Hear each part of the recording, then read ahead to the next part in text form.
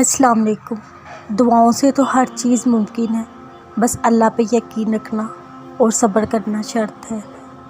کچھ تو ہوتا ہے جبھی تو تم نے ابھی تک امید نہیں چھوڑی، ابھی تک مانگنا نہیں چھوڑا۔ ہو سکتا ہے یہ اس بات کا اشارہ ہو، اللہ تمہارے لیے موت سے رونما کرنے والا ہے۔ جو جی جان لگا دیتے ہیں مانگنے میں، تو پھر اللہ بھی ان کے ڈھیروں موت سے رونما کر دیتا ہے۔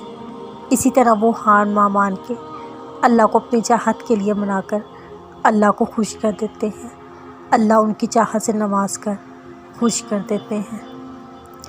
اللہ اگر انتظار کرواتا ہے تو اس انتظار کا دگنا اجر بھی دیتا ہے۔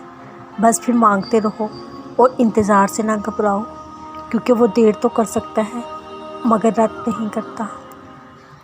کچھ دروازے اللہ تمہاری بہتری کے لیے بند کرتا ہے، تو کیوں ان کو بار بار کھٹکھٹا کر خود کو اللہ سے بدگمان، اللہ کو خود سے ناراض کرنے میں لگے رہتے ہو؟ جو چیز بہتر نہیں ہوتی تمہارے لیے، وہ کسی قیمت تم کو نہیں ملتی۔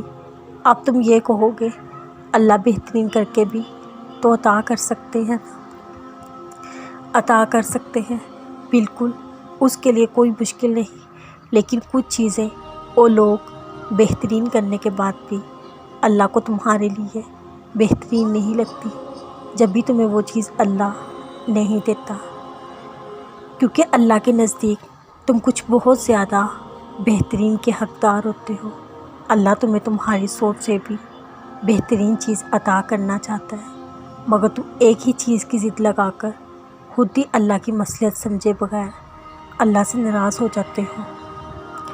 تم کبھی یہ نہیں سوچتے اللہ نے وہ چیز تمہیں کیوں نہیں دی، تم بس یہ سوچتے ہو اللہ دینا ہی نہیں چاہتا تھا، اللہ سنتا نہیں تمہاری، اللہ کو تمہاری خوشی عزیز نہیں۔ ارے اس رب سے اتنے شکوے جس کی محبت کا تم کبھی حساب نہیں لگا سکتے، جس کی انمول اور خالص محبت جیسی کوئی محبت وجود ہی نہیں رکھتی، اس کی محبت پہ شک کرتے ہو، ان چیزوں اور ان لوگوں کے لیے جو تمہارے ساتھ رہیں گے بھی کہ نہیں، یہ تک جانتے نہیں ہو۔ اللہ تعالیٰ کے فیصلوں سے اختلاف کر لیتے ہو۔ کچھ چیزوں کو دل سے اللہ کی رضا سمجھ کر دل سے کیوں قبول نہیں کر لیتے؟ کچھ چیزوں کی حقیقت بہت بھیانک ہوتی ہے، اللہ وہ تمہیں دکھانا نہیں چاہتا، جب ہی دور کر دیتا ہے ان چیزوں کو تم سے، اور تم ہو کے سمجھتے نہیں ہو۔ اللہ کی رضا کو بنا شکوے کیے، بنا سوال جواب کیے قبول کر لینا ہمیں اللہ کے فیصلوں میں چھپی مصلحت بتاتا ہے۔